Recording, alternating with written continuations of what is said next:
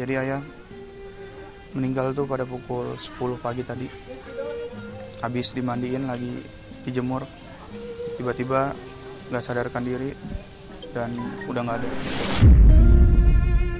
Kalau kesehatan memang dari dulu sudah ada beberapa penyakit komplikasi, cuman 1 bulan ini memang sudah lagi aktif kontrol di dokter. Baru Kamis besok tuh mau kontrol lagi di dokter, cuman ya takdir nggak ada yang tahu.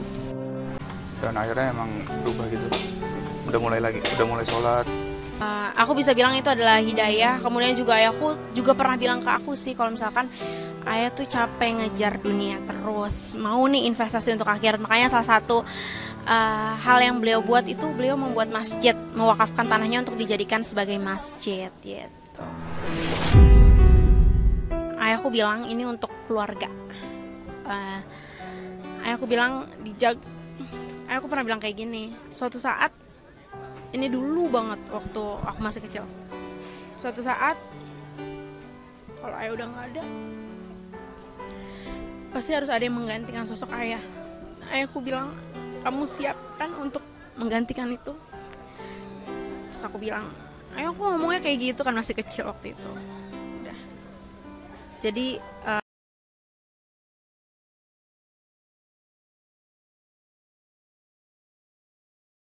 Halo DNC Lover, jumpa lagi di saluran kesayangan kita DNC TV yang selalu menyajikan kabar artis terbaru dan teraktual.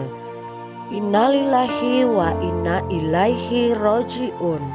Mantan paranormal terkenal Ki Joko Bodo meninggal dunia pada hari Selasa tanggal 22 November 2022. Diperkirakan sekitar pukul 10 pagi. Duka yang sangat mendalam tentu dirasakan oleh atas perginya Agung Yulianto atau yang kita kenal dengan Ki Joko Bodo, yang tutup usia karena penyakit darah tinggi yang diderita olehnya. Jenazah Ki Joko Bodo disemayamkan atau dimakamkan di hari yang sama di TPU Kober, Lubang Buaya, Jakarta Timur. Diwarnai isak tangis keluarga dan kerabat yang mengantarkannya sampai ke peristirahatan terakhir, dan kronologis kejadian meninggalnya Ki Joko Bodo diceritakan oleh keluarga almarhum dengan penuh haru. Putra Ki Joko Bodo mengungkapkan bahwasannya ayahnya baru selesai mandi dan mau berjemur di matahari, namun tiba-tiba tidak sadarkan diri dan sudah meninggal.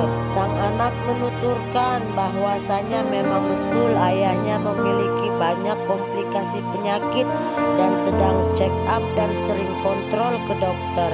Namun kenyataannya berkata berbeda.